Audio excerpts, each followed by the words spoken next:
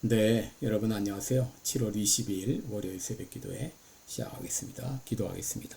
은혜로우신 우리 아버지, 주의 은총과 사랑을 만만 감사와 찬송과 영광을 돌리옵나이다. 하나님 아버지, 어제 기쁨으로 예배 드리게 하시고 또 월요일 새 아침을 맞이했습니다. 오늘 하루도 하나님께 영광 돌리며 많은 열매로 하나님께 드리는 귀한 하루가 되게 하시고 가고 오는 모든 길들을 지키시며 나를 통하여 수많은 사람들이 주님 앞에 돌아오는 놀라운 역사들이 일어나게 하여 주시옵소서. 하나님 아버지여, 또 지금도 병중에 있는 우리 모든 성도들 긍휼을 베풀어 주시고 주의 능력의 손으로 친히 어루만져 주시사 깨끗이 나음을 얻게 하여 주시옵소서.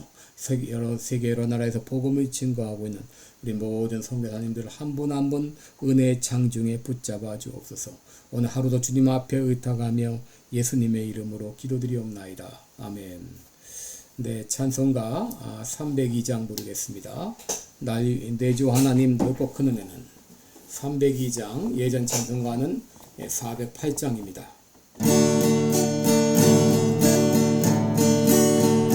내주 하나님 넓고 큰 은혜는 저 큰 바다보다 깊다. 너고 다주를 끌로 깊은 대로 저 한가운데 가보라. 언덕을 떠나서 장파에 배 띄워 내유의 순회의 바다로 내 맘 뻗쳐가라. 인생은 언제나 거기서 더 큰 바다 물결 보고 그민 모르는 깊은 바다 속을 한 번에 하려 안 보나. 언덕을 떠나서 장파에 배 띄워 은혜의 바다로 내 맘 뻗쳐가라. 많은 사람이 얕은 물가에서 저 큰 바다 가려다가 잘싹거리는 작은 파도 보고 마음 약하여 못 가네. 언덕을 떠나서 장파에 배 띄워 내유의 순회의 바다로 내 맘 뻗쳐가라. 자 곧 가거라, 이제 곧 가거라. 저 큰 은혜 바다 향해 자곤 내노를 저 깊은 대로 가라. 망망한 바다로 언덕을 떠나서 장파에 배 띄워 내주 예수 은혜의 바다로 내 맘 뻗쳐가라.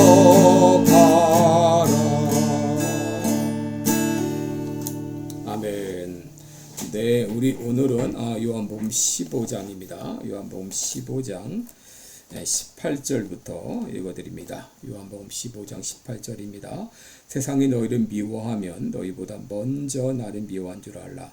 너희가 세상에 속하였으면 세상이 자기의 것을 사랑할 터이나 너희는 세상에 속한 자가 아니요 도리어 세상에서 나의 택함을 입은 자임고로 세상이 너희를 미워하느니라. 내가 너희더러 종이 주인보다 더 크지 못하다 한 말을 기억하라. 사람들이 나를 핍박하였은즉 너희도 핍박할 터이요 내 말을 지켰은즉 너희 말도 지킬 터이라. 그러나 사람들이 내 이름을 인하여 이 모든 일을 너희에게 하리니 이는 나 보내신 이를 알지 못함이니라. 내가 와서 저희에게 말하지 아니하였다면 저희 죄가 없었으려니와 지금은 그 죄를 핑계할 수 없느니라. 나를 미워하는 자는 또 내 아버지를 미워하느니라. 내가 아무도 못한 일을 저희 중에서 하지 아니었다면 저희가 죄 없었으려니와 지금은 저희가 나와 및 내 아버지를 보았고 또 미워했도다. 그러나 이는 저희 율법에 기록된 바 저희가 연고 없이 나를 미워하였다 한 말을 응하게 하려 함이니라. 내가 아버지께로서 너에게 보낼 보혜사 곧 아버지께로서 나오시는 진리의 성령이 오실 때에 그가 나를 증거하실 것이요 너희도 세상에 처음부터 나와 함께 있었으므로 증거하느니라. 아멘. 네, 우리 오늘은 세상에서 나의 택함을 입은 자 이런 제목으로 함께 말씀을 나누겠습니다.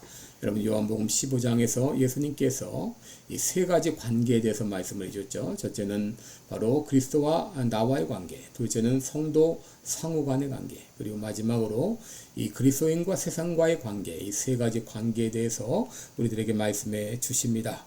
여러분 오늘은 그리스도인과 세상이 어떤 관계가 있는지 말씀을 드립니다. 오늘 19절에 자주 나오는 단어가 있죠. 바로 세상이라는 단어입니다.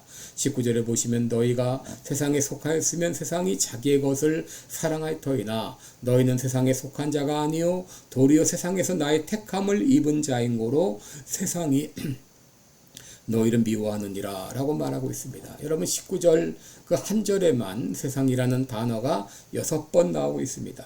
그리고 그 가운데 너 혹은 너희와 같은 인칭 대명사가 많이 나오고 있죠. 바로 이 본문을 통해서 바로 그리스도인들과 제자와의 관계는 어떤 관계인지를 우리에게 말해주고 있구나 하는 것을 짐작해 볼 수가 있는 것이죠. 그렇다면 세상은 무엇이고 그리스도는 누구인가요? 우리 먼저 세상에 대해서 살펴보겠습니다. 오늘 본문에 쓰인 이 세상이라는 단어는 헬라어 단어 코스모스라는 단어입니다. 이 코스모스는 우주를 가리키고 혹은 이제 하나님이 창조하신 이 창조 질서 세계를 가르치죠. 그런데 성경에서 이 세계라고 세상이라고 하는 말은 세 가지 의미로 쓰였습니다. 말씀드린 대로 하나님이 창조하신 우주를 가리킬 때가 있고 그리고 세상에 있는 사람들을 가리킬 때가 있습니다. 더 나아가서 하나님을 떠나 하나님을 반역하는 세속이라는 의미의 세상이라는 그런 뜻도 있습니다. 여러분 오늘 본문에 쓰인 이 단어는 바로 셋째 의미입니다. 오늘날 세상은 하나님의 존재를 부정하고 심지어 하나님을 대적합니다. 이것 때문에 세상은 부정과 죄악으로 가득 차게 되었죠. 오늘날 세상을 지배하는 세 가지 원리가 있는데 요한일서 2장 16절에 있는 대로 육신의 정욕, 안목의 정욕, 이생의 자랑입니다.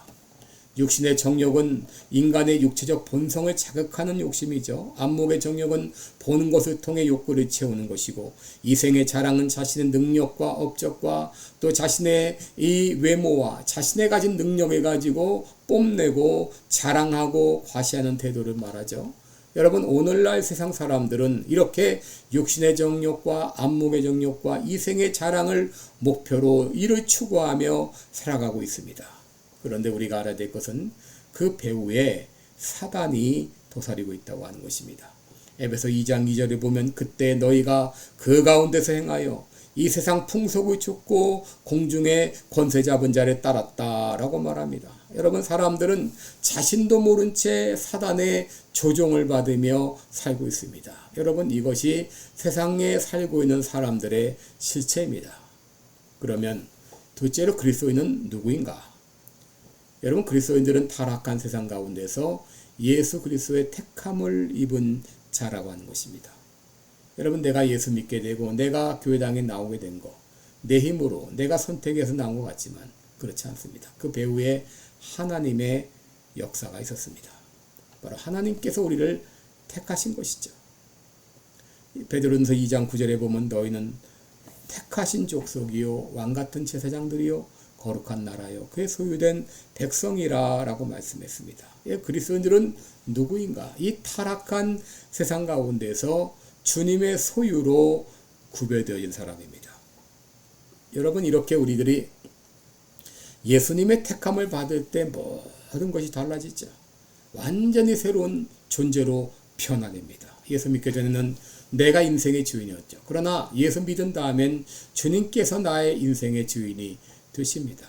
예수 믿기 전에는 내 뜻대로 내 마음대로 살았지만 예수 믿은 다음에는 주님의 뜻대로 살고자 노력합니다. 여러분 예수님을 믿으면 이렇게 인생관이 달라지고 가치관이 달라지고 그리고 삶의 이 방식이 달라지고 인생을 보는 태도가 달라지게 됩니다. 여러분, 이렇게 예수 믿는다고 하는 것은 근본적인 변화입니다. 이렇게 될 때 그리스도인들과 세상과는 관계가 달라지게 되는 것이죠. 세상과 우리들은 적대적인 관계가 되는 것이죠. 비근한 예로 조폭 집단에 있던 한 사람이 있었습니다. 이 사람이 이래서는 안 되겠다. 조폭 집단에 나오게 되었어요. 조폭 집단에 나오게 되자 과거 조폭 집단에 있던 그 사람들이 끊임없이 이 사람을 괴롭히고 또 끊임없이 핍박을 하게 됩니다. 마찬가지입니다. 여러분, 우리가 예수 믿기 전에는 아무런 핍박이 없었는지 몰라요. 그러나 예수 믿고 나서는 이 악한 마귀가 우리를 그냥 두지 않습니다. 끊임없이 우리를 핍박합니다. 그래서 한 그리스도인 경찰은 그의 상관이 끊임없이 술 먹는 자리에 동참할 것을 요구했지만 이것을 거절했습니다. 이것 때문에 몇 년 동안 승진의 기회를 잃어버리고 말았습니다. 요한일서 3장 12절에 보면 가인이 아벨을 죽인 것은 자기 행위는 악하고 그 아우의 행위는 의로움이니라. 여러분, 세상이 예수님을 핍박하였고 또 그리스도인들이 핍박하는 이유는 그들로 말미암아 자기의 죄가 드러나기 때문이죠. 그러므로 그리스도인들과 세상과의 관계는 적대적이 될 수밖에 없어요. 첨예하게 대립될 수밖에 없습니다. 그러면 우리들은 하나님을 부정하고 하나님의 가치관을 부정하는 이런 세상 가운데서 어떻게 살아야 될 것인가? 여러분, 첫째로 분명한 정체성을 가지라는 것입니다. 여러분, 우리가 세상에 살아갈 때 사단은 우리를 그냥 두지 않습니다. 끊임없이 우리를 괴롭히고 쥐고 흔듭니다. 왜 너만 그렇게 살아? 적당히 타협하고 살아. 왜 고생을 사서 해? 남들 그렇게 사는데 왜 너만 잘난 척해? 끊임없이 우리를 유혹합니다. 여러분, 이렇게 유혹을 받을 때 우리들이 분명히 확인해야 될 것이 있습니다. 내가 누구인가 하는 것입니다. 바로 나는 하나님의 자녀다. 나는 이 세상에 속한 자가 아니라 예수님의 택함을 입은 자이다 라고 분명히 외쳐야 됩니다. 내가 누구인지 분명한 아이덴티티가 있는 사람은 웬만한 시험에도 흔들리지 않습니다. 예수님은 자신이 누구인지 알았기 때문에 어떤 이 사단의 유혹과 핍박에도 흔들리지 않았습니다. 사도 바울은 예수 그리스도의 사도라는 분명한 정체성이 있었기 때문에 어떤 역경에도 흔들리지 않았습니다. 분명한 아이덴티티를 가지고 그 정체성을 확인해야 됩니다. 둘째로 우리는 세상에서 증인의 사명을 다하라고 하는 것입니다. 비록 세상이 무신론적으로 또 하나님을 대적하는 그러한 세상일지라도 우리는 세상을 떠나서는 안 되죠. 왜 우리가 이 땅에 살아야 되는가? 바로 하나님께서 우리들을 증인으로 불러주셨기 때문입니다. 하나님은 이 땅에 우리들을 하나님의 대사로 파송하셨습니다. 이것이 우리가 세상에 남아있어야 될 유일한 이유입니다. 26절에 보시면 내가 아버지께로서 너에게 보낼 보혜사 곧 아버지께로서 나오시는 진리의 성령이 오실 때에 그가 나를 증거하실 것이요 너희도 처음부터 나와 함께 있었으므로 증거하느니라 라고 말씀하셨습니다. 여러분, 예수님께서 제자들을 이 땅에 남겨두신 이유는 오직 한 가지 증인의 사명을 다하게 하시기 위함이었습니다. 그러기에 많은 믿음의 선조들은 숱한 고난에도 불구하고 이 사명을 다했습니다. 모세는 애굽의 왕이 될 수 있는 길을 거절하고 이스라엘 백성과 함께 고난받는 길을 자처했습니다. 사도 바울은 주 예수께 받은 사명 곧 복음 증거하는 일을 마치려 하면은 나의 생명을 조금도 귀한 것으로 여기지 않는다고 했습니다. 여러분, 윌리엄 보든이라는 사람은 부유한 가정에서 태어나 예일 대학을 졸업하고 또 프린스턴 신학교를 졸업한 후 이집트의 선교사가 되어서 일하다가 25살에 뇌망염에 걸려 죽었습니다. 그러나 그는 죽는 그 순간에도 아무 망설임도 아무 후퇴도 아무 후회도 없다고 하는 세 마디 말을 남기고 죽었습니다. 시티 스터드는 이튼과 캠브리지를 졸업하고 스쿼시 선수로 인기를 누렸던 그런 사람이었지만 중국과 아프리카에서 수십 년간 선교 사역을 하다 일생을 마쳤습니다. 그는 어마어마한 유산을 남겼지만 그 모든 것들을 선교회를 위해서 기부했습니다. 그는 이런 글을 마쳤습니다. 어떤 이는 예배당의 종소리 안에서 살고 싶어하나 나는 지옥의 앞마당에 구원의 가게를 짓고 싶어라. 여러분, 반기독교적이고 하나님을 대적하는 세상에서 믿음을 지키며 예수님을 증거하고 산다는 것은 쉬운 일이 아니죠. 그럼에도 우리가 알아야 될 것은 우리가 증인의 사명을 다할 때 우리 안에 계신 성령께서 우리를 도우신다고 하는 것입니다. 마태복음 19장 10장 19절 20절에 너희를 넘겨줄 때에 어떻게 또는 무엇을 말할까 염려하지 말라. 그때 무슨 말할 것을 주시리니 말하는 이는 너희가 아니라 너희 속에서 말씀하시는 자 곧 너희 아버지의 성령이니라 라고 말했습니다. 성령께서 도와주십니다.